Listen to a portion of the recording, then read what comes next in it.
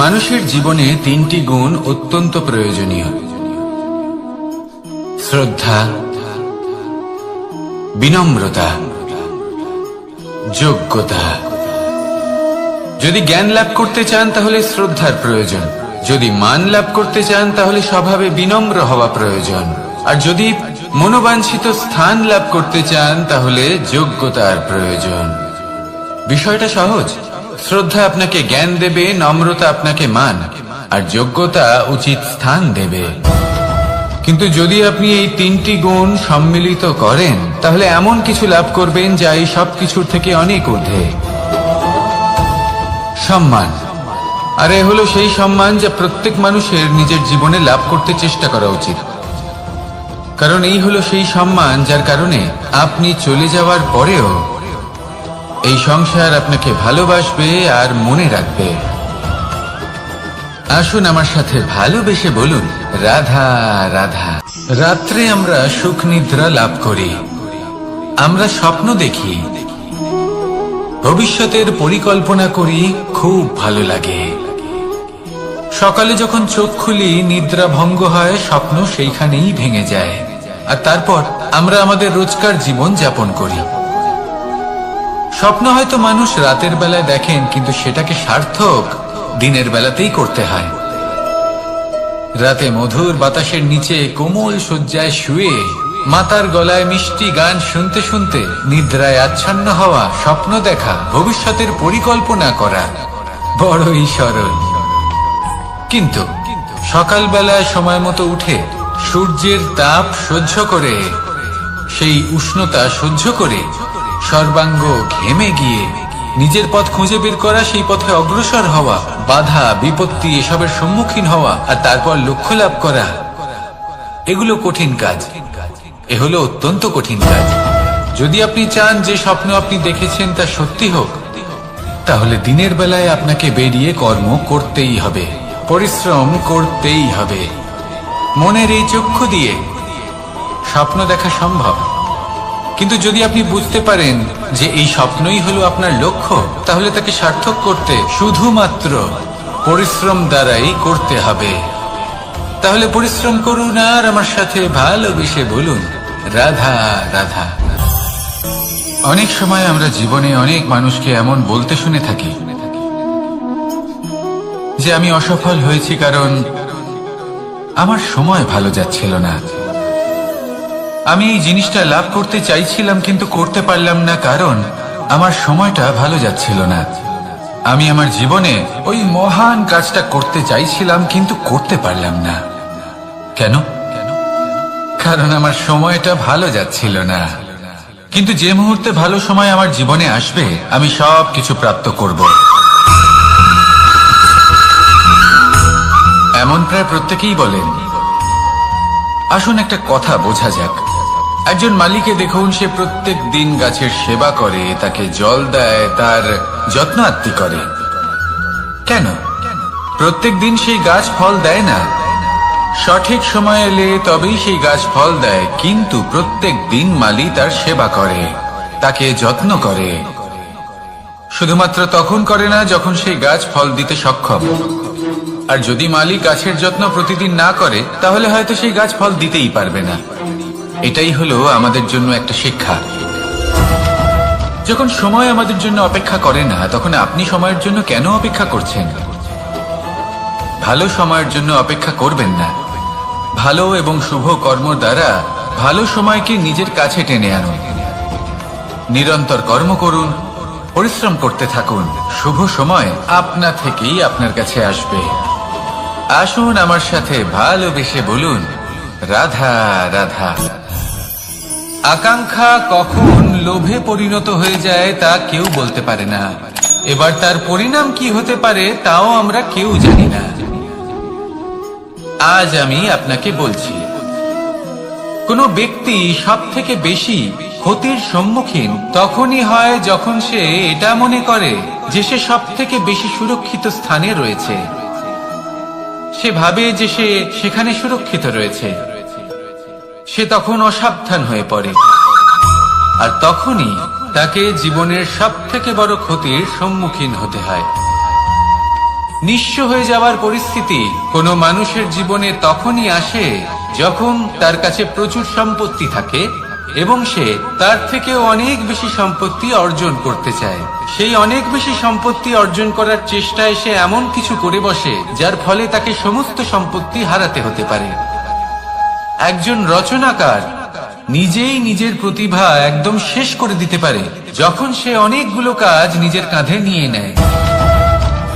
একটা গুরুত্বপূর্ণ কথা সবসময় মনে রাখবেন, আজ আপনি যেখানেই থাকুন না কেন, যেমনই যে কোনো স্থানেই থাকুন না কেন, এর পেছনে আপনার আকাঙ্ক্ষার একটা বিশাল ভূমিকা রয়েছে।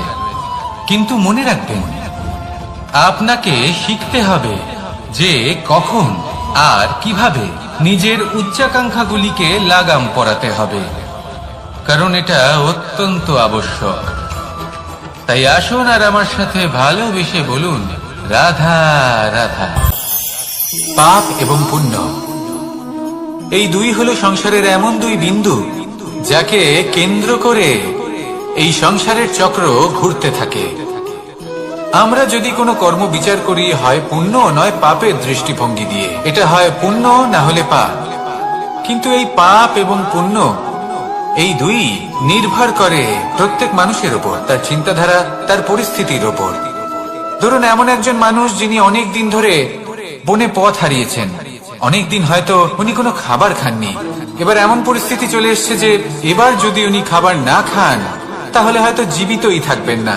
আর এমন অবস্থায় ওনার সামনে যদি কোনো প্রাণী আসে তাহলে তাকে শিকার করা, এটা কিন্তু তার কাছে পাপ নয়, এটা তো জীবিত থাকার একমাত্র উপায়। এটা তার কাছে পুণ্য সম। আর যদি আমি এমন একজন ব্যক্তির কথা বলি যিনি সরল, যিনি একটি সুখী, শান্ত, সুরক্ষিত জীবনযাপন করছেন, তার কাছে কিন্তু এটা পাপ। এইরকমই এই সংসারে ভিন্ন ভিন্ন পরিভাষা আছে পাপ এবং পুণ্যের। তার মধ্যে যদি আমি আপনাকে একটি সরল পরিভাষা দিই, সেটা হলো, জীবনে যখনই কোনো কর্ম করবেন সেটা নিয়ে একটু ভেবে দেখুন যে এই যে কাজটা আমি করছি তার ফলে এই যে অন্য মানুষেরা আছেন এই সংসারে, তারা কি দুঃখ পাবেন? যদি তারা দুঃখ পান তাহলে সেটা পাপ। যদি আপনি এমন কোনো কর্ম করেন যার ফলে অন্যরা প্রসন্নতা লাভ করেন, তাদের মুখে হাসি ফুটে ওঠে, যদি তারা প্রেরিত হন, জীবনে সামনে এগোতে পারেন, তাদের বিকাশ হয়, তাহলে এটা হলো পুণ্য। তাই জীবনে সবসময় পুণ্য করতে থাকুন আর আমার সাথে ভালোবেসে বলুন, রাধা রাধা। মানুষের এই সংসারে জীবনযাপন করার জন্য কিছু জিনিসের প্রয়োজন পড়ে। এমন কিছু আবেগ, এমন কিছু বস্তু আছে যেগুলো তার প্রয়োজন হয়। কিন্তু সব থেকে বেশি যে জিনিসটা তার প্রয়োজন হয় সেটা হলো সম্মানের। আমাদের ভালো লাগে যখন কেউ আমাদের সম্মান করে, আমরা কাউকে সম্মান করলে তারও সেটা ভালো লাগে। কিন্তু আপনি দেখবেন যে সংসারে বেশিরভাগ মানুষ দুটি মাপদণ্ডের ভিত্তিতে সম্মান করেন, হয় বয়স দেখে করেন বা উপার্জন দেখে, অর্থাৎ সেই ব্যক্তি কতটা উপার্জন করেন। এবার ভেবে দেখুন, এটা আবশ্যক নয় কারোর বয়স যদি বেশি হয় তার বুদ্ধিও ততটাই বেশি হবে। আবশ্যক এটাও নয় যে কোনো ব্যক্তি যদি অত্যন্ত ধনী হন বা তার মনও নির্মল হবে বা তিনি সৎকর্ম করবেন বা এমন কোনো কর্ম করবেন যাতে উনি সম্মান লাভ করতে পারেন।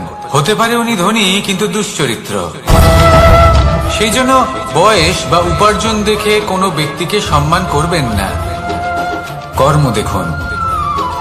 যদি গভীরভাবে ভেবে দেখেন তাহলে দেখবেন যদি কোনো মানুষ কোনো সৎকর্ম করেন তাহলে তার প্রতি হৃদয় থেকে সম্মান জাগ্রত হয়।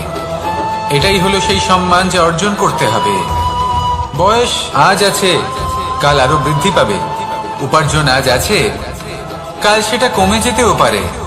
কিন্তু যদি আপনি নিরন্তর শুভকর্ম করতে থাকেন তাহলে আপনি মৃত্যুর পরেও অমর হয়ে থাকবেন। আসুন আমার সাথে ভালোবেসে বলুন, রাধা রাধা।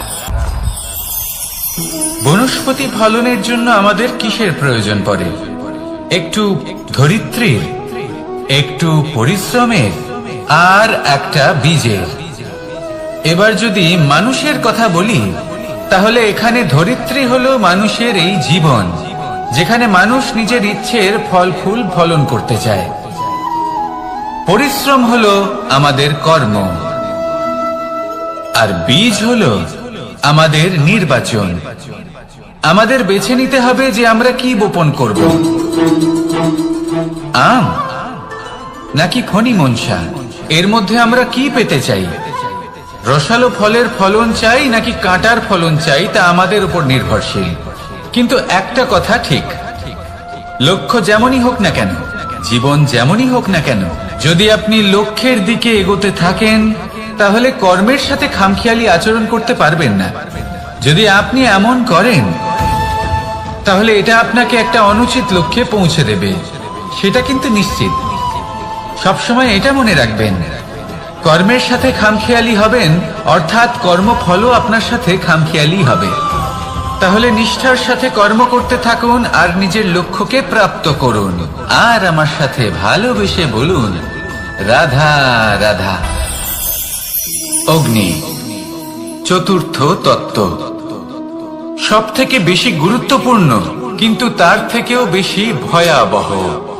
কখনো অগ্নিকে নিয়ন্ত্রিত রূপে উনুনে জ্বলতে দেখেছেন?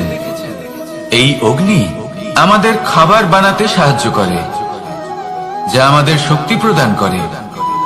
কিন্তু এই অগ্নি যখন বিচলিত হয়ে, অনিয়ন্ত্রিত হয়ে কোন বনের আগুন হয়ে ওঠে, তখন মহা বিনাশ ঘটে যায়। আপনারই অন্তরের ঊর্জা হলো এই অগ্নি। এটা আপনার শক্তিও, আপনার ক্রোধ। একে ব্যবহার কিভাবে করবেন তা আপনারই হাতে। যদি কোনো ব্যক্তি নিজের অন্তরের এই ঊর্জাকে ব্যবহার করেন শক্তির রূপে, তাহলে সে বিকাশ ঘটাতে পারে, নির্মাণ ঘটাতে পারে। কিন্তু যদি কোনো ব্যক্তি তার অন্তরের ঊর্জাকে বিধ্বংসী অস্ত্র বানিয়ে ফেলেন, তাহলে নিশ্চিত রূপে মহা বিনাশ ঘটতে পারে, যাতে বিনাশ তারও অবশ্যই হবে। অনেক বছর পূর্বে এমনই এক আগুনের দ্বারা এই সুন্দর পৃথিবীর নির্মাণ হয়েছিল। আর অনেক বছর পূর্বে এমন এক আগুনেই সমস্ত জীব এবং সংসার বিলুপ্ত হয়ে গেছিল। এবার আপনি আপনার অন্তরের ঊর্জা দ্বারা বিনাশ ঘটাতে চান নাকি নির্মাণ ঘটাতে চান, সেই সিদ্ধান্ত আপনারই। আসুন আমার সাথে ভালোবেসে বলুন, রাধা রাধা।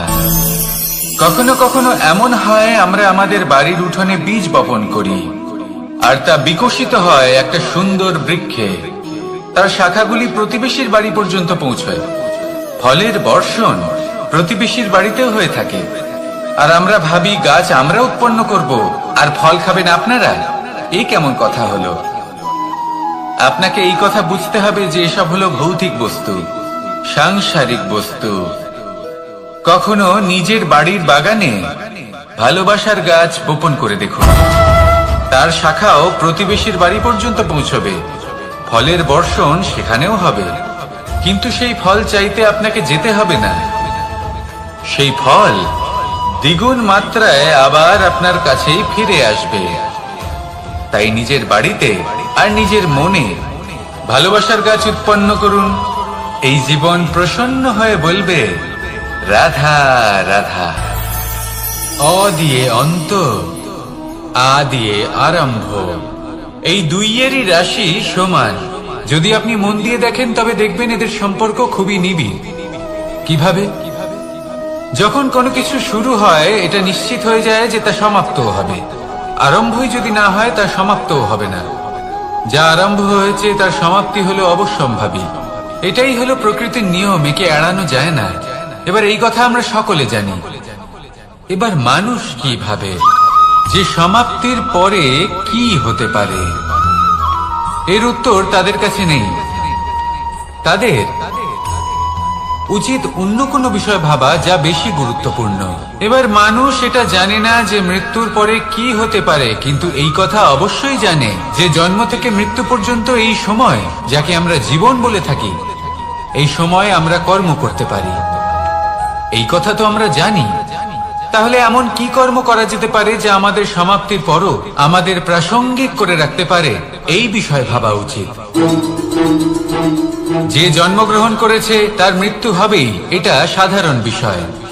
কিন্তু ইতিহাস আজও সেই সকল মানুষজনকে স্মরণ করেন যাদের এই সংসার তাদের মৃত্যু নয়, বরং তাদের জীবনকালে যে কর্ম তারা করেছেন তার দ্বারা মনে রাখেন। সেই কর্মের কারণে এই সংসারে তাদের নাম, তাদের কর্ম, তাদের ব্যক্তিত্ব, তাদের কীর্তি অমর হয়ে থাকে এবং থাকবে। আপনার কাছে এতটা সময় নেই যতটা আপনার মনে হচ্ছে আপনার কাছে আছে। সেই জন্য যত শীঘ্র সম্ভব শ্রেষ্ঠ কর্ম করুন, যতটা পারবেন ততটা অধিক সুকর্ম করুন। এই সংসারে নিজেকে অমর করে তুলুন আপনার মৃত্যুর পরেও। আর আমার সাথে ভালোবেসে বলুন, রাধা রাধা। ওমাই কি, আমি কখন থেকে এখানে অপেক্ষা করছি, হাত পেতে দাঁড়িয়ে রয়েছি যাতে একটা ফল আমার হাতে এসে পড়ে এবং সেটা আমি খেতে পারি। কখন থেকে অপেক্ষা করছি, কিন্তু সেটা হচ্ছেই না। এবার আপনি বলবেন যে এসব কি বলছি, এ কি অদ্ভুত কথা বলছি। যদি ফল খেতে হয় তাহলে আমাকে বৃক্ষে চড়তে হবে, ফলের কাছে পৌঁছতে হবে, তবেই তো ফল পাবো। এবারে এটা অত্যন্ত সহজ ব্যাপার, কিন্তু এই বিষয়টা আপনি নিজের জীবনের প্রসঙ্গে ভেবে দেখুন। লক্ষ্য কোথায় আছে আপনি জানেন, সেই লক্ষ্যে পৌঁছানোর পথ কি সেটাও আপনি জানেন, সেই পথে চলার ক্ষমতাও আপনার রয়েছে, কিন্তু তাও আপনি নিজের লক্ষ্য লাভ করতে পারছেন না।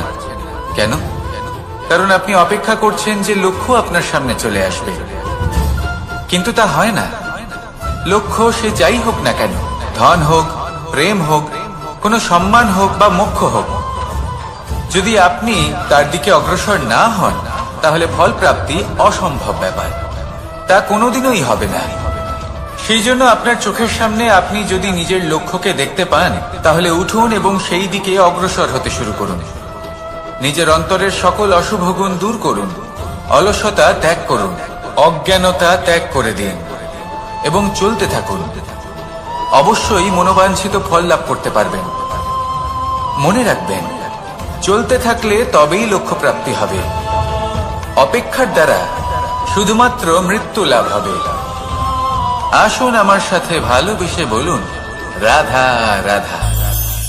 পাখি কখন জন্ম নেয়, কখন উড়তে শেখে, কখন বাসা বানাতে শেখে, কখন নিজের মৃত্যু লাভ করে, এসব আমাদের মধ্যে কেউ জানি না।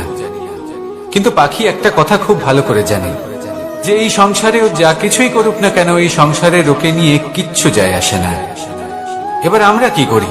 কোনো কাজ করার আগে আমরা এটা ভাবি যে এই সংসার যদি আমাকে দেখে ফেলে তাহলে কে জানে এই সংসার কি ভাববে, আমার প্রতিচ্ছবি কেমন তৈরি হবে কে জানে, কে জানে কি হবে আদি ইত্যাদি। এই সব ভাবনায় আমরা মগ্ন হয়ে যাই। কিছুটা এমন ভাবে মগ্ন হই যে বর্তমানের কর্মের এই জীবনের যাত্রাপথে সেই সময়ের আনন্দ উপভোগ করতে ভুলে যাই। এবার দেখুন একটা পাখি কি করে, ওর কর্ম হলো গান গেয়ে চলা। ওই পাখি গেয়ে চলে, কেউ ওর গান শুনুক বা না শুনুক, কেউ আদৌ শুনছে কিনা সেই বিষয়টা নিয়ে সেই পাখির কিছুই যায় আসে না। সেই পাখি নিজের কর্ম করতে থাকে। হয়তো সেই জন্যই আপনি কখনো কোনো পাখিকে কাঁদতে দেখবেন না। এরকমই আপনাকে নিজেকে গড়ে তুলতে হবে। প্রথমে নিজেকে জিজ্ঞেস করুন, এই যে কর্ম আমি করতে চলেছি সেটা কি উচিত? যদি আপনার মনে হয় সেটা উচিত তাহলে সেটা প্রমাণ করুন। এটা ভাববেন না যে এই সংসার কি ভাববে। আসুন আর আমার সাথে ভালোবেসে বলুন, রাধা। বনের মধ্যে যদি আপনি কোনো বিষাক্ত সাপ দেখেন তাহলে কি করবেন? আপনি তখনই তার থেকে দূরে পালাতে চেষ্টা করবেন। আর এটা কেন করবেন? নিজের রক্ষার্থে। এই কথা আমি নয় মেনে নিলাম, কিন্তু নিজের জীবনে এটা করেন না কেন? আপনি যেখানেই যান, যে স্থানেই যান না কেন, প্রত্যেক সময় প্রত্যেক মুহূর্তে এমন বিষাক্ত সাপ আপনি অবশ্যই খুঁজে পাবেন। আর সেই সাপ নয় যাদের আপনি বনে খুঁজে পাবেন, এরা হলো সেই সাপ যা আপনাকে পাপ করতে বাধ্য করবে। আপনার অন্তরের বাসনা, ক্রোধ, অহংকার, লোভ, ঈর্ষা এদের বৃদ্ধি ঘটাবে। দেখুন, বনের এই সাপ আপনাকে একবার ছেড়ে দিতেও পারে, ছোবল নাও মারতে পারে, কিন্তু এই যে পাপরূপী সাপ আছে তা অবশ্যই ছোবল মারবে।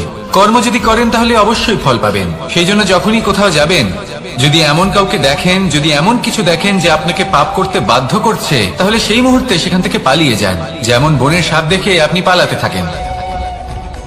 সৎকর্মের রক্ষা অত্যন্ত আবশ্যক। আসুন আর আমার সাথে ভালোবেসে বলুন, রাধা রাধা। যদি কোনো সিংহ বানরের মতো গাছে চড়তে চেষ্টা করে তাহলে কি হবে? একটা মাছ যদি মাটিতে হাঁটতে চেষ্টা করে তাহলে কি হবে? তারা বিফলই হবে। কিন্তু এরকম কেন হয়? তার কারণ হলো প্রকৃতির রচনা কিছুটা এরকম।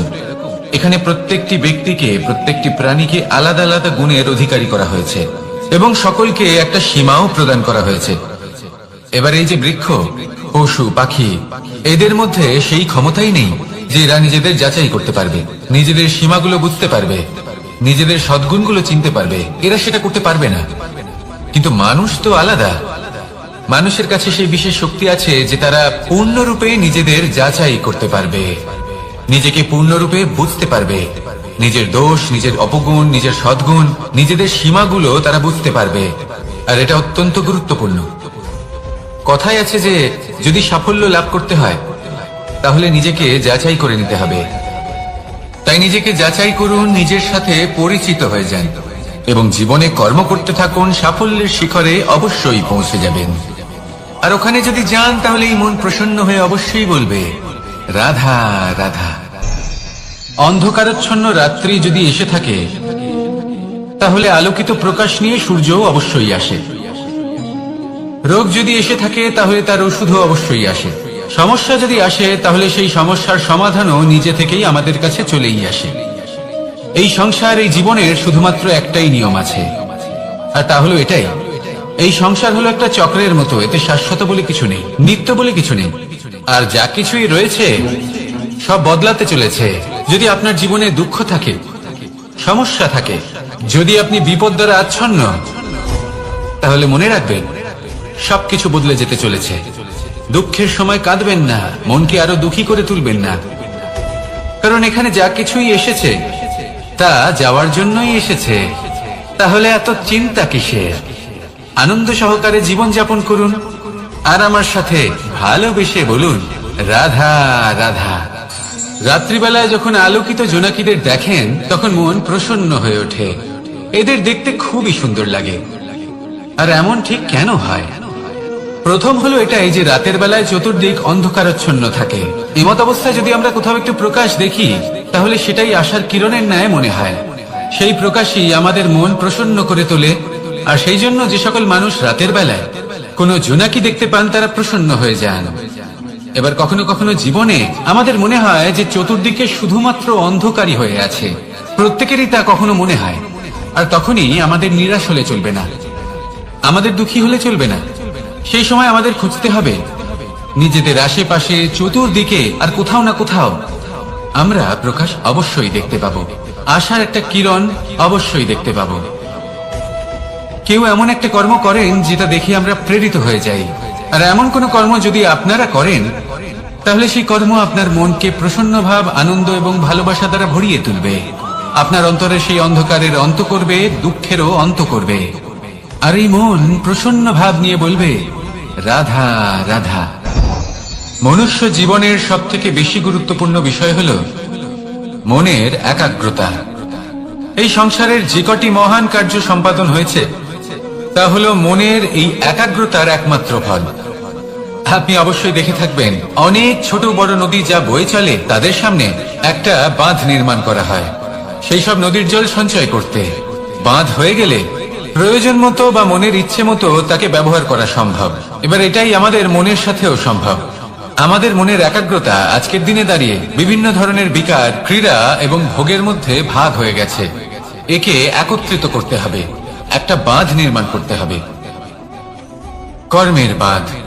আপনাকে শুধু এটাই করতে হবে, যেটা উচিত কর্ম সেটাই করুন, যেটা অনুচিত কর্ম সেটা করা থেকে নিজেকে বিরত রাখুন। ব্যাস, এই কাজটাই আপনি করতে থাকুন, করতে থাকুন। মনের মধ্যে একাগ্রতার বাঁধ নির্মাণ করুন। আর একবার যদি তা নির্মাণ হয়ে যায় তাহলে যখন চাইবেন, যেখানে চাইবেন, যতটা চাইবেন একাগ্রতা প্রয়োগ করতে পারবেন। আর একবার যদি আপনি এটা শিখে যান তাহলে এই সংসারকে বদলে ফেলার মতো কাজ আপনি করতে পারবেন, সমাজকে শোধরাবার মতো কাজ করতে পারবেন। তাহলে এই মনকে একাগ্র করুন আর আমার সাথে ভালোবেসে বলুন, রাধা রাধা।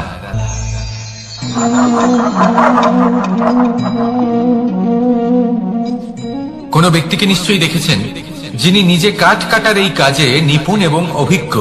এবার আপনারা দেখবেন যে তার মনোযোগ সমস্ত কাঠের ওপর থাকে না, তার মনোযোগ থাকে শুধুমাত্র একটা কাঠের ছোট্ট একটি অংশের ওপর, যেখান থেকে তার টুকরো করা হচ্ছে। কিন্তু সেটা উনি কেন করেন? যদি এটা উনি না করেন তাহলে সেই কাঠ সঠিক পদ্ধতি এবং তাড়াতাড়ি কাটা যাবে না। জীবনেও তাই হয়ে থাকে। আপনি হয়তো কোনো লক্ষ্য স্থির করেছেন বা পথ নির্বাচন করেছেন বা কাজ স্থির করেছেন যেটা আপনি করেই ছাড়বেন। তাহলে নিজের সম্পূর্ণ মনোযোগ শুধুমাত্র তার উপর কেন্দ্রীভূত করুন। যদি আপনার মন এদিক ওদিক তাকাতে থাকে, অস্থির হয়ে পড়ে, বিচলিত হয়ে পড়ে, যদি তা হয়ে থাকে তাহলে আপনি অবশ্যই অসফল হবেন। তাই কর্মঠ থাকুন, নিরন্তর কর্ম করতে থাকুন এবং পূর্ণ মনোযোগ দিয়ে নিজের কাজ করুন। নিজের পথে অগ্রসর হন বা নিজের লক্ষ্য প্রাপ্ত করতে চেষ্টা করুন। তারপর দেখুন কি হয়, কিভাবে উচিত পথে এবং তীব্র গতিতে আপনার লক্ষ্য আপনার কাছেই পৌঁছে যায়। আর আপনার এই মন প্রসন্ন হয়ে বলে, রাধা রাধা। কখনো কোনো নদীকে দেখেছেন? একই আকার, একই স্থান, শুধু প্রবাহিত হতে থাকে। এর মধ্যে কখনো কোনো অপদ্রব্য ফেলে দেখুন, দেখবেন সেটা বেশিক্ষণ সেখানে থাকে না। সেটা নদীর সাথে বইতে থাকে আর বয়ে যেতে যেতে সাগরে সমাহিত হয়ে যায়, আর শেষ পর্যন্ত সাগর সেটাকে তটে ফেলে দেয়। কিছুটা এমন হওয়া উচিত আমাদের বিচারধারাও। এক স্থানে তা স্থগিত হওয়া উচিত নয়, এটা সবসময় প্রবাহমান হওয়া উচিত। তবেই আমাদের চেতনা, আমাদের মূল্যবোধ এবং আমাদের স্মৃতি, এই তিনটি শ্রেষ্ঠ থাকবে। আর এটাই হলো পুকুর এবং নদীর মধ্যে পার্থক্য। নদীতে জল সবসময় বয়ে চলে, সেই জন্য পবিত্র থাকে, শুদ্ধ থাকে এবং পরিষ্কার থাকে। আর সেখানে এই পুকুরের তলদেশে সব জমা হতে থাকে, আর সেই জন্য তা অপবিত্র হয়ে যায়। তাই সবসময় এই বিচারধারা প্রবাহমান রাখুন।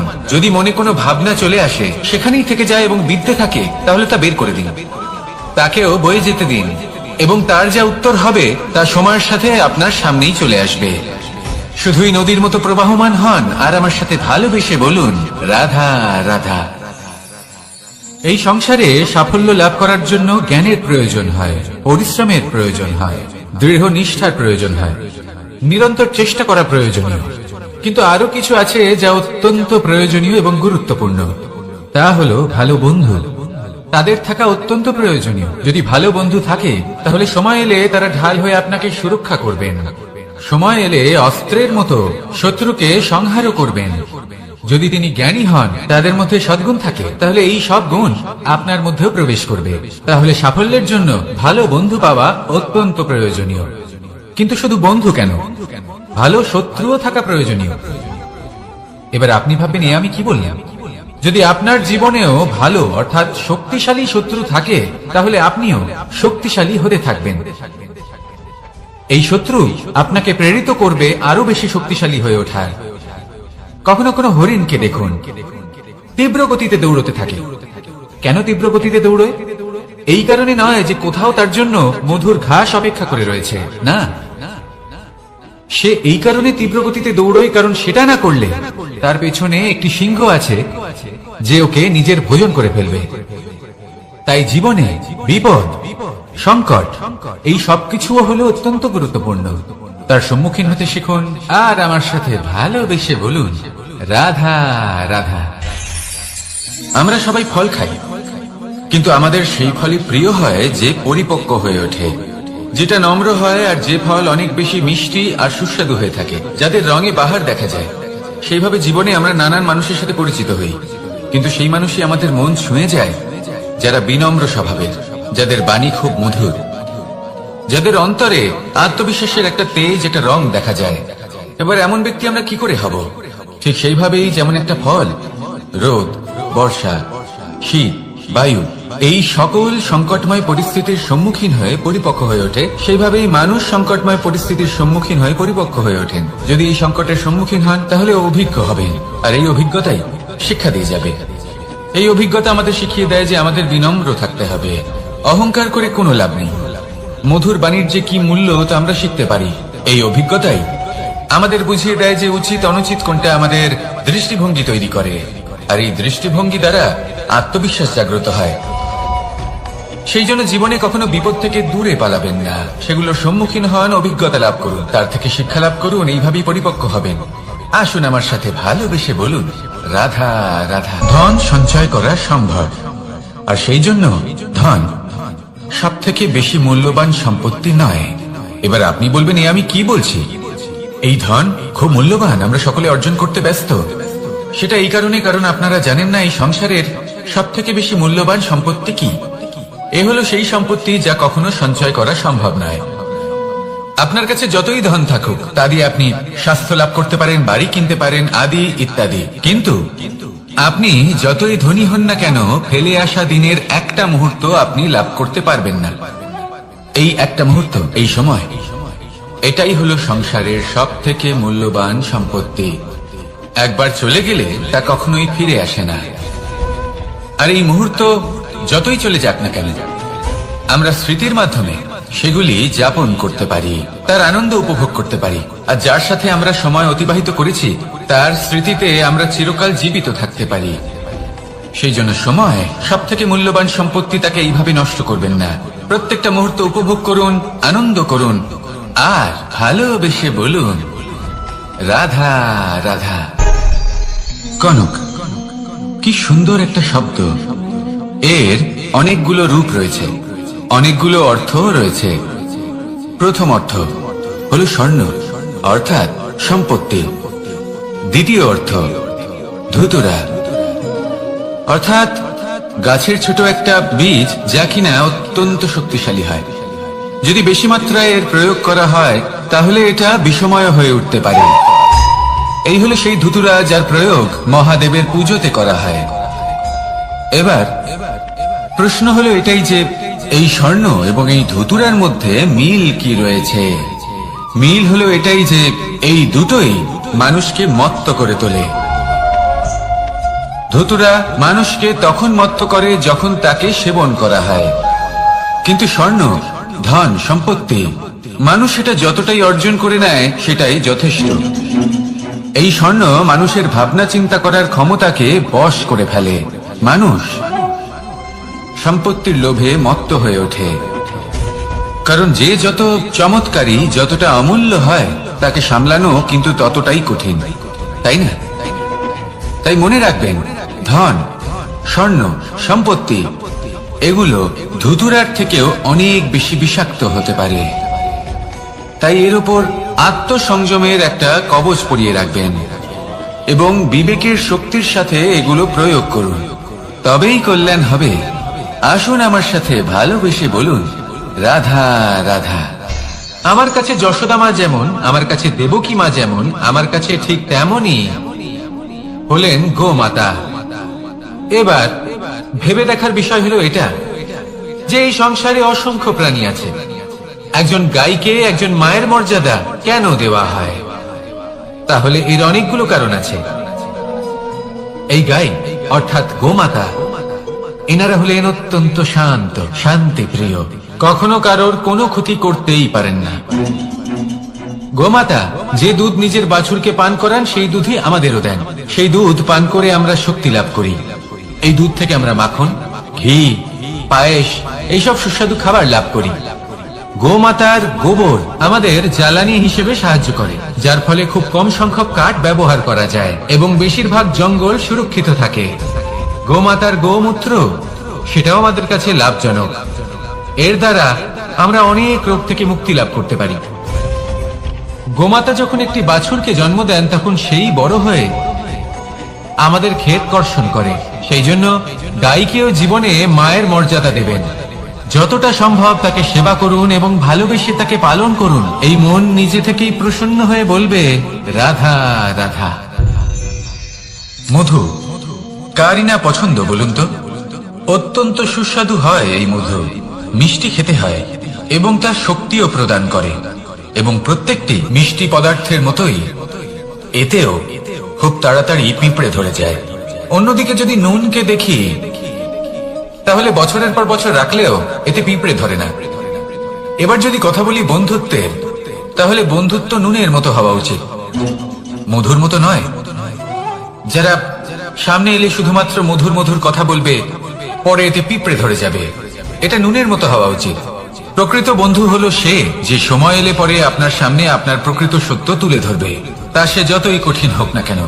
আপনার দোষ, আপনার অপগুণ, আপনার খামতি আপনাকে বলতে পারবে, যাতে আপনি সেগুলো শুনে মেনে নিয়ে তারপর নিজেকে শুধরোতে পারেন। এটাই হলো প্রকৃত বন্ধুত্ব।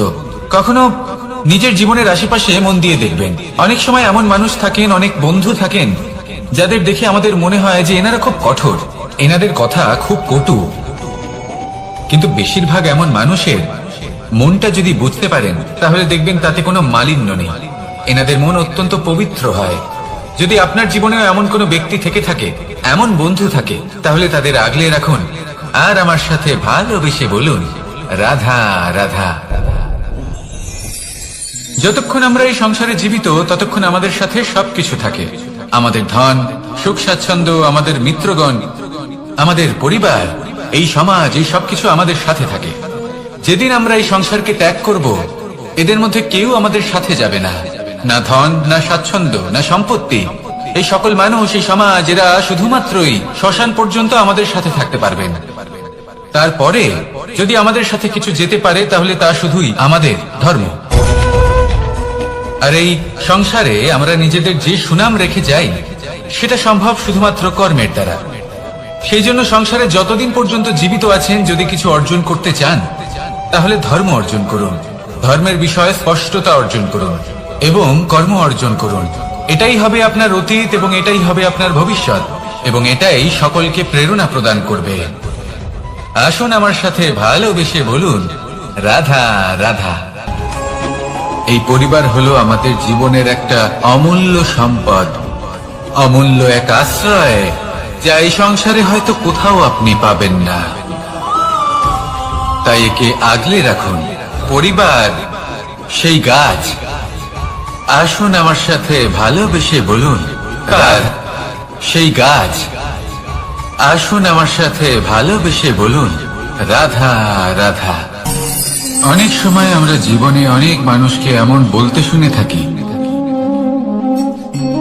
যে আমি অসফল হয়েছি কারণ আমার সময় ভালো যাচ্ছিল না, আমি এই জিনিসটা লাভ করতে চাইছিলাম কিন্তু করতে পারলাম না কারণ আমার সময়টা ভালো যাচ্ছিল না, আমি আমার জীবনে ওই মহান কাজটা করতে চাইছিলাম কিন্তু করতে পারলাম না।